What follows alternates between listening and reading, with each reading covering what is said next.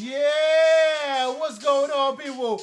Blue Steel Podcast Show back at you 2020 and those 2020 playoffs looking great this weekend. I'm back at you, me and my boy Jeff with another great show.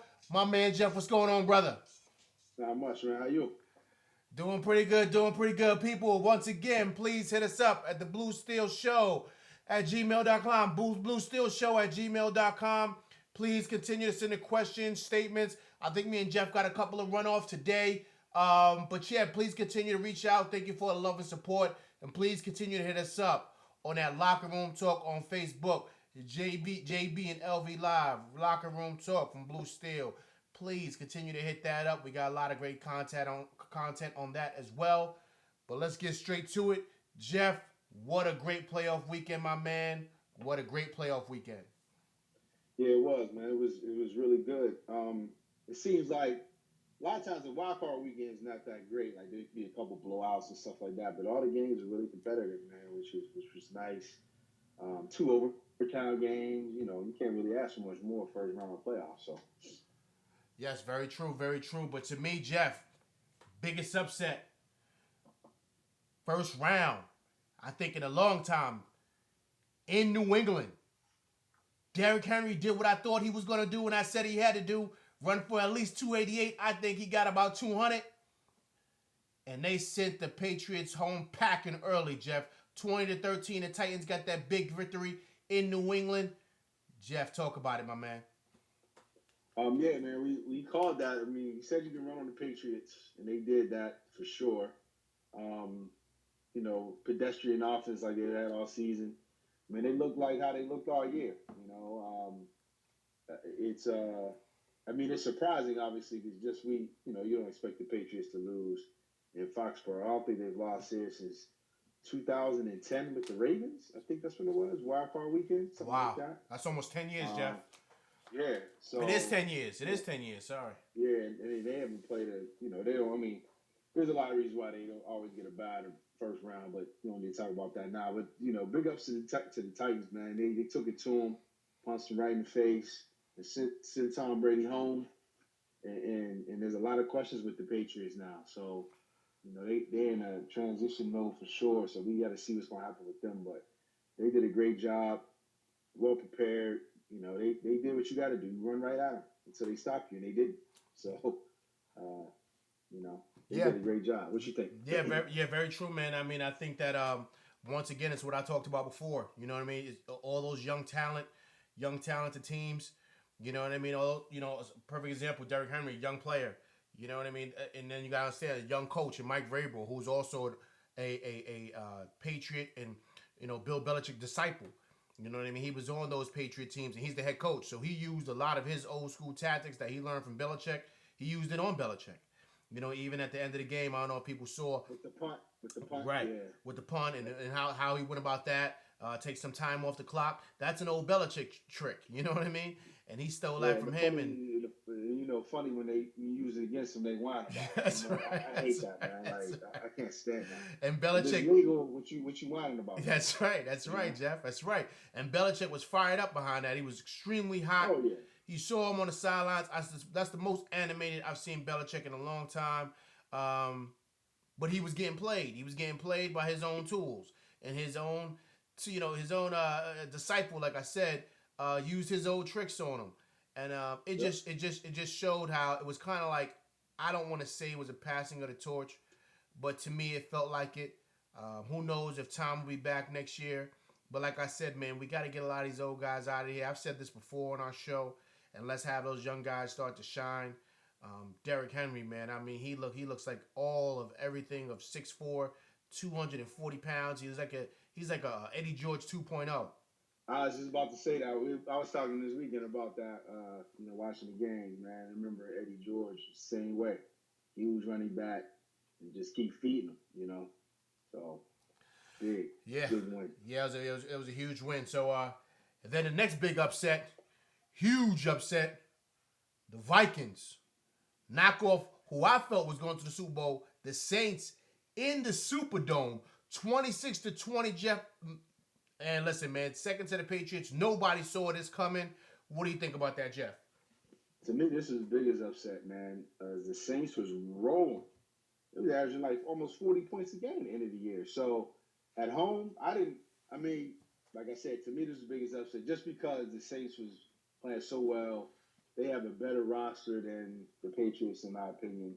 Um, but for real, man, I mean, they haven't got the job done in the last 3 years. I know people want to talk about the last play. Last play don't in no game.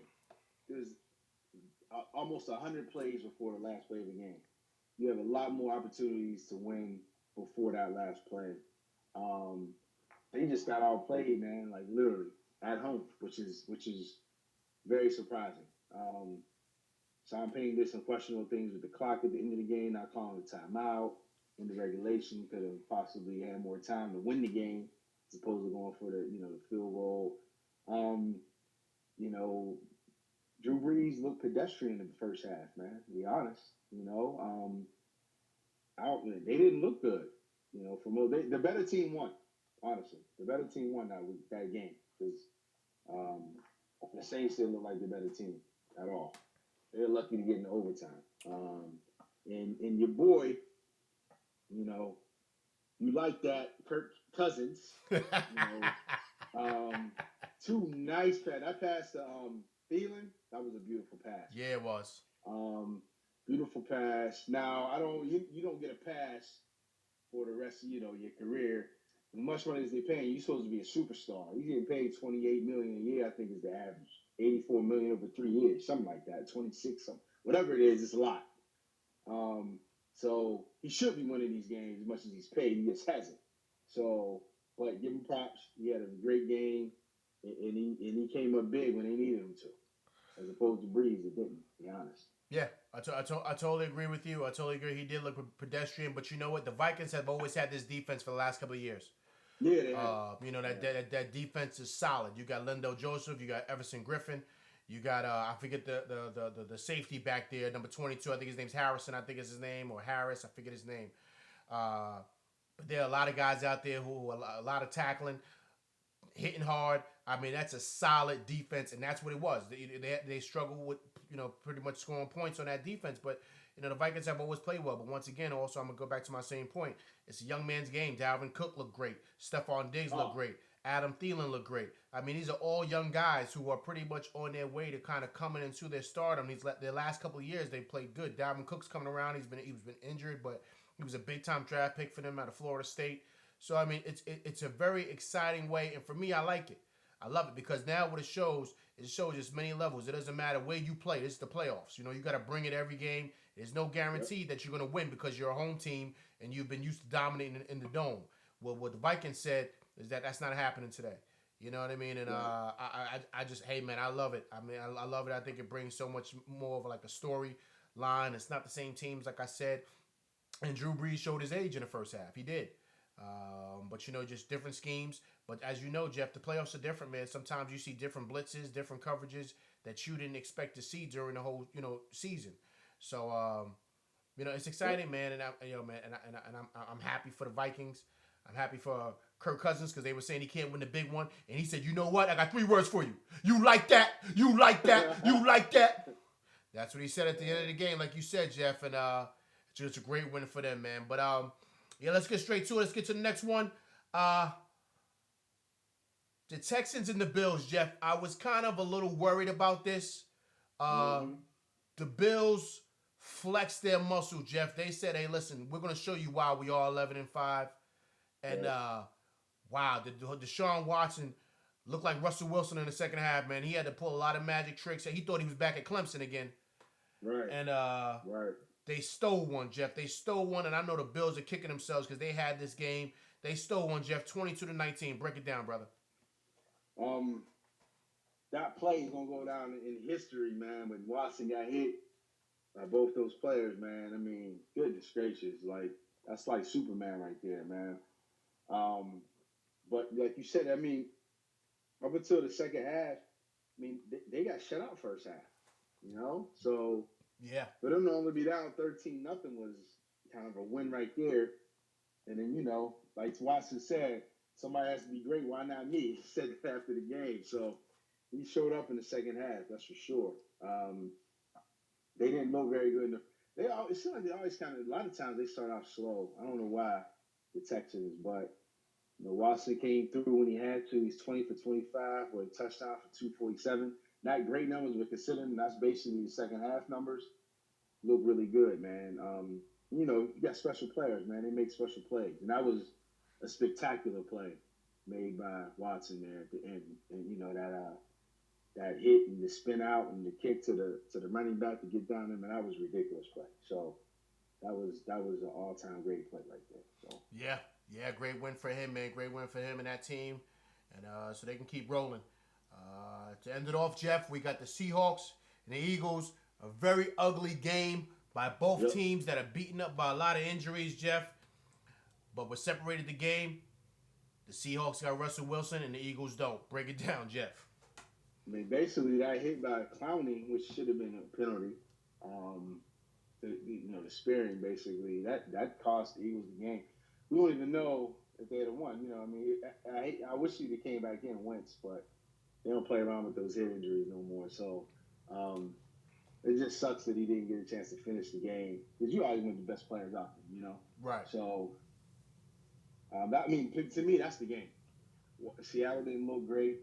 Neither Philly, but they playing with a 40-year-old quarterback who threw his first playoff pass in the game, and he's 40 years old, first playoff pass. So part of that too, you know what? Why the Eagles got a 40-year-old backup? Like why is that your backup? Literally, that's what it came down to. It was just literally he's 40 years old. He is. Jeff, he was on his couch not too long ago coaching high school football, man. He was working with ESPN. That's what I'm saying. It wasn't too long ago. Like, come on, man. I can't be your backup, man. So, but he was. So that's why they lost, man. Hey. The GM and everybody else. Yeah, hey Jeff, the DK Metcalf did not look like the next coming of T.O. 2.0. Does he not look like that? Yeah, he's nice. He's got that same build, that same glide, right? He looks just like T.O., man. Yeah, man. I mean, that dude went all the way to the second round. Late in the second round, if I'm mistaken. That was a steal, but that was because, Jeff, real quick, that was because he had some injury issues at Ole Miss.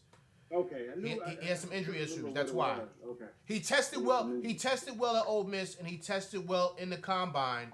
But they were worried about some of those injuries that he had. I think he had a shoulder or a knee, something that was going on with him. So that's why he dropped. But he was a top 10 pick, Jeff. Yeah, I remember that. I remember him. I didn't see him a ton. I saw him a little bit, but top 15 talent. Which, man, he's nice. I mean, he played us earlier this year. He killed us, the Steelers. So I've seen him earlier in the season, but he showed up, man. I mean, and Seattle that's what Seattle does, man. They went ugly a lot, and they make just enough plays to win. Like we said, man. Russell made a couple plays here and there. Defense played well enough. I mean, considering who the quarterback was, he was one, man. I mean, they got a tall task now going to Green Bay. I mean, honestly, that's a tough match for me to even pick, but just as I don't think the Packers are as good as the record is either. Very true.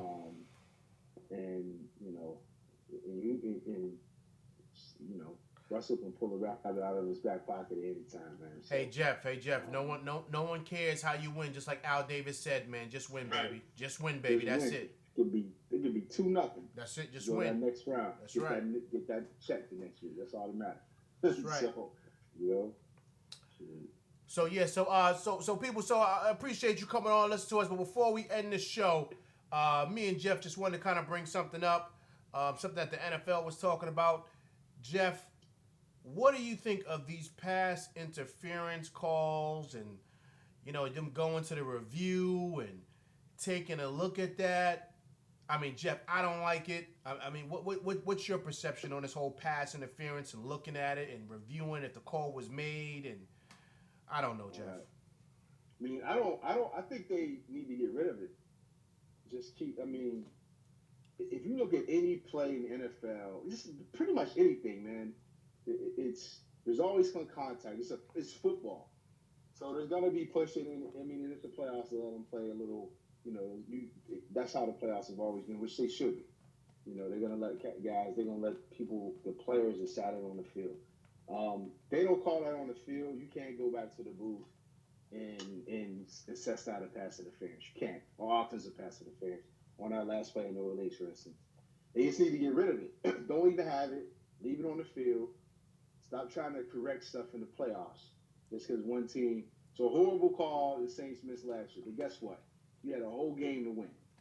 It ain't the last play that makes you lose. There's too much overanalyzing every play. You know, it's an overcorrection, a way overcorrection, and they don't even change it. So what's the point of having it? Should not even have it. You know, we have a million angles now. Y'all don't think all this stuff happened 25, 30 years ago? There was tons of missed calls. So it's just human error, man. Players miss plays, they miss blocks, they fumble. Players miss layups, miss dunks, miss shots. One play from the official does not make people lose. People need to get off of that. It's going too far now. Like, I totally agree with that, Jeff. I totally agree.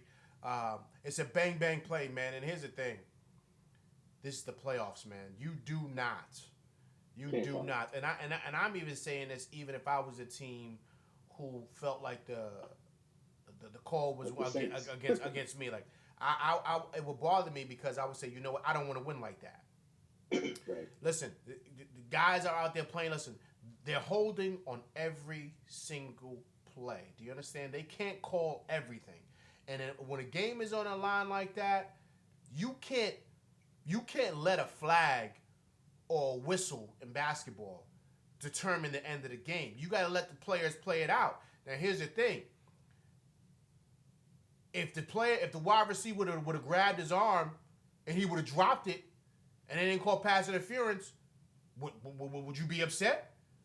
You would be happy for it if you were a Saints fan. Hey, let them play, right? Let them play. Right. That's it, right? Let them play. So I think that a lot of times a ref should hold his flag. He should swallow his whistle on big time plays at the end of the game like that.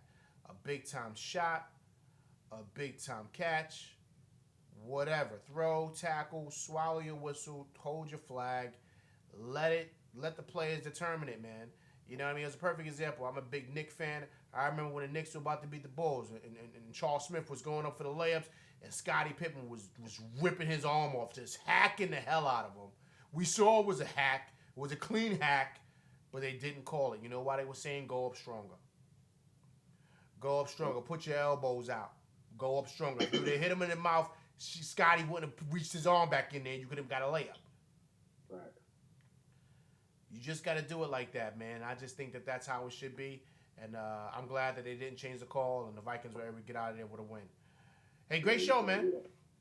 So, hey, we got two questions out of it. We definitely want to do one. Okay. Real quick. Let's go. You got what is his name? This message is pulling up slow now. It's about the Lakers. About Jason Kidd specifically. He was saying, do you think, I'm summarizing because the email's not pulling up for some reason. Oh, here you go. Carrington. I forget his first name. It's one of your boys, though. Basically, to summarize the email, his email's kind of long. He's saying to Jason Kidd get credit for the Lakers offense because Vogel's more focused on defense. You attribute a lot of that success, the offense the Lakers have, and the success they even having to Jason Kidd as opposed to Frank Vogel. Because we've known more of a defensive-minded coach before. So that's basically. And do you know who this is from? You said Carrington? Yeah, Carrington. She's a good friend of mine. We went to college together. That's my homegirl Danielle. What is this? What is this, Danielle? So that's who sent that one. With Jason Kidd. Look, he's a Hall of Famer, right? Yep. He's a point guard, so he knows the offense. He was put there for a certain reason. He's been a head coach before. He coached really well in Milwaukee, so he knows what he's doing. I mean, everybody knows that Jason Kidd was put there to help Frank Vogel. And as we all know, Jason Kidd's not going to be there long. He's using this as a way to get back into being a head coach. Yep, of course. So, should he get credit? I mean, yeah, he should get credit. I mean, yeah, he deserves credit, but he's not the head coach. So, I mean, if they lose, do they blame Jason Kidd or they blame Frank Vogel? Whoa. You know what I'm saying? So, I mean, I just think that you know he gets some of the credit, but I think a lot of it should go to Frank Vogel because you are the head coach. You win and lose with your head coach. Because if the Lakers don't do good, who do they fire? They fire Vogel. Yeah. But you know what? You know, but that's my perception. Danielle, this is not my team. This is really for the man over there who's rocking that purple and gold night in and night out. Jeff, please break it down, brother. I give Vogel. I think you have two of the best players in the world, top 5 players in the world. Your offense is never going to be an issue. Sometimes they have been. I think the Lakers have gotten really stagnant at various games, almost every game. I have a new way to watch it. I'm not going to put it out there in the airways. You can hit me up if you want to know. But I do have a way for you to watch some of the games. All the games, actually. So I watch pretty much all the games. I don't like the way the offense runs sometimes. I think it's too heavy dependent upon LeBron and AD. And I don't think we move the ball enough. We need a point guard. You know who would be a good point guard for the Lakers? Schroeder from OKC. Somebody like him. Right. Because Rondo is not a guy that's going to score. If you have a point guard, even if you're off the bench, they can come in and score, run the team, and we know can get buckets. LeBron don't have to have the ball all game. That's going to wear him down. As a point guard, having the ball all game is like he's basically a point guard now on offense. He brings the ball. That's if you ever done that, that's tiring. If you're not used to doing it and you do it, you're like, man, this is. I know I'm running up the court, but bringing the ball up the court is different than just running up there and going up there for offense. Right. So Jeff, my main question is the question does she want Jason? Does she think he should get credit, or she thinks like she? I think. Well, okay, yeah. To get back to the question, I was saying all that to say I don't think offense is the issue. The defense is the huge improvement. So Vogel gets a ton of credit for that because he's a defensive coach, and that's all the players talk about, which is great. That's their focus. The offense is going to come no matter what. I don't give a damn who you got out there. You got AD and LeBron, you're going to score buckets because they 2 of the top 5 players in the world. So you're going to get buckets. But J. Kidd, the whole staff, they had a great staff. And I agree with you. J. Kidd is not going to be there long. This is to get him back into coaching, whether it be with the Lakers or somewhere else. I don't want him to be the Lakers head coach, honestly. There's a lot of reasons for that, which I don't get into at the moment. But I think he's good as the assistant where he's at. I like Vogel as the head coach. We don't need to be worried about offense or anything else or anybody else wanting to be like the star, if that makes sense. Right. Between the lines there. Just to kind of chime in what you said. I mean, I like the Schroeder thing that you stated. Offense is definitely not the issue; it's the defense. But Jeff, everything is geared based on LeBron and what LeBron wants. LeBron wants to be the point guard. They're gonna give LeBron what he wants. So. Believe it or not, Jason Kidd, yes, he's running that offense, but LeBron is dictating that offense. He's letting it be known this is what I want to run, and this is what we're gonna do. I'm sorry I think that sometimes we kind of get lost, and people think that the coaches are really making the decisions. When you have an alpha dog on the team like LeBron James, who has the accolades and who he is and how powerful of a presence that he is in that locker room and in that organization. Especially without Magic being there, LeBron's going to do what he wants when he wants, period. He's going to get who he wants. I mean, look how AD got there. So when LeBron got there and when AD got there, LeBron knew exactly the type of offense he wanted to run. Jason Kidd is just giving his little input here and there. Trust me, that's what's happening. And you know that, Jeff. Because LeBron's going to do what he wants to do because it looks like Cleveland all over again. It's just that you got the star power with Anthony Davis. LeBron's never had a big man like this before. So now you're seeing something different. But this is what LeBron has always wanted. He's wanted to be point forward. So Man, trust me, LeBron is dictating everything. Now, be clear. I'm not trying to say, LeBron, Any all stars do. I mean, that's the right, NBA. That's right, right, the star. That's right. the stars dictate it. Right. But and Especially a guy you like have LeBron. concepts and you different things like that. Right. The coaching comes in when it's the playoffs. We get closer to the playoffs. That's when the But strategy comes. That's when all the stuff. But Jeff, that comes into coaching, as you know. That's if the player respects the coach. Yeah, I think LeBron respects Vogel. I think he respects the whole staff. So I don't think LeBron. But Jeff, he respects him to an extent, but not Jeff. They haven't won anything. You know what I'm saying? Like LeBron, he respects someone like Pat Riley, but maybe too much because that's why he left. Left Miami because him and Pat Riley was butting heads. Because Pat Riley was like, "Listen, you're not running the show here. I run this," and so that's why he left. Different reasons for that. They left. Right. Right. But the I think LeBron gets somewhat of a bad rap because people think that LeBron is literally like any star player. You run stuff by him. The NBA is too dependent upon stars and not do stuff like that. But LeBron is not like making calls. Like people literally get that perception like people call him LeBron and basketball. Like I think there's people literally that think that, which is ridiculous. That he what? Say again. Anytime. That he's calling LeBron is calling what? Like basically, people act like LeBron is the GM. Now, anytime you have a star player, you're gonna run stuff with the GM. Like, but he's not the person like making it. Like Jeff, stop, really Jeff. Jeff, stop, Jeff. Knock it off, Jeff. He is the GM. No, he's not. No, he's not. Jeff, how do you think Anthony Davis got there? Because Anthony Davis wanted to be there. If Anthony Davis say he wanted to be with the Pelican, well, he was taking it. You want to be with Sacramento, you want to change your whole roster. Yo, Jeff. Who is Anthony Davis signed with, Jeff? I'm not saying, my whole point, you're getting away from what I'm saying. What I'm saying is people, if AD wanted to go to Chicago, he'd be in Chicago right now.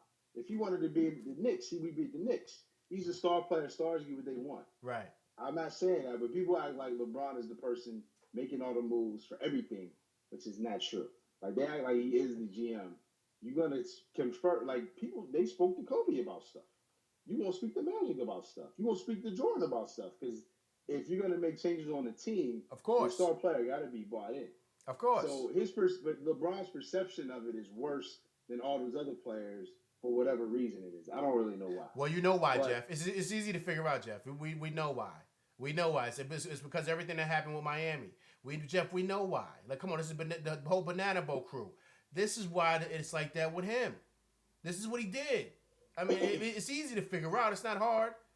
He did the same thing when he got to LA, and they had to stop and had to nix this Anthony Davis thing last year. So look, Jeff, you're giving him a pass, brother. And my thing is that giving him a pass. Listen, he's been doing. But Jeff, he's been doing this. Too much. But Jeff, he's been doing this for years, Jeff. He has been. He has been. And listen, and you know what? It's okay. Because like you said, all the great ones did it. Magic did it. Isaiah did it when he wanted Mark Aguirre in there instead of Alex English. People go back and do your history. He wanted his boy in there from Chicago to play with him with the Pistons. Right. So that's the whole point. It's right. Like, so guys. But people don't. That's what I was saying earlier. Right. People don't perceive Zeke or Magic. Oh, they all. But Jeff, they all did it. They all do it. They all do it. Right. They all do it. That's just my whole point. Oh yeah, it's not. No. It's not just LeBron. I'm speaking of the alpha dog in the league. And at the time when you're the alpha dog, remember Isaiah was back-to-back champs. He was the alpha dog. You know what I mean? Whoever's the alpha dog in the league at the time, you have that pull with the GM. Period in the story. And that's just what it is. They're not gonna listen. They don't want LeBron leaving. Okay, he's the cash cow. He puts the seats in. He puts the butts in the seats. So he dictates everything. So getting back to the original topic, he dictates that offense. They're not going to... If LeBron says, I want to play center, he's going to play center. J. Kidd's not really going to have no say unless he want to keep his job. That's just what it is. But, of course, LeBron's not going to do that. But a lot of things... It's like AD don't want to play center. Right. Boom. There you go. He don't want to play center. You know what they did? They went out and got Dwight Howard. That's exactly what happened. Yep. The Stars got the power. Listen, the NBA, unlike any other league, the Stars run the show. Period. Yep. End of story. Maybe second to baseball, they got the strongest players union. So that's kind of like what it is, man. And you know what? To me, I'm happy for it. I think that's how it should be. Because if you're out there putting your body on the line and you want to win, you the star, you should be able to go to GM and say, "Yo, look, go and get X, Y, I and mean, Z. yeah, I don't care what we right, do. Make it happen." right, definitely. So, I mean, 100% accurate, man. I mean, it's very interesting, man. We'll see. There's going to be some moves made in the NBA these next couple months. It'll impact a lot, man. Yeah, we Talking definitely. about trading Kuzma and all Yeah, types yeah. of stuff. So, Listen, people. Listen, people. We got a lot to talk about. We've been off. We've been on hiatus. We got to catch up with the NBA. But right now it's playoff time with the Shield. But trust me, people, we will get back to your NBA talks. As you see, me and Jeff got a lot to say about that. Danielle, thank you for the question. Anybody else, please send in more questions. BlueSteelShow@gmail.com. BlueSteelShow@gmail.com. Jeff, good we got show, the brother. predictions later this week, right? Yes, Predictions later yes, this yes. week. Predictions later on this week before the playoff games Saturday and Sunday. We will bring that up. We'll definitely do that either a Thursday or Friday. Me and Jeff will definitely have those out to you guys. And we'll basically be able to wrap off the playoff weekend either Sunday night or Monday like we're doing now. Yes, sir. Hey, man, great job, brother. Yes, sir. Appreciate it, man. All right, I'm going to holler at you, man. Later.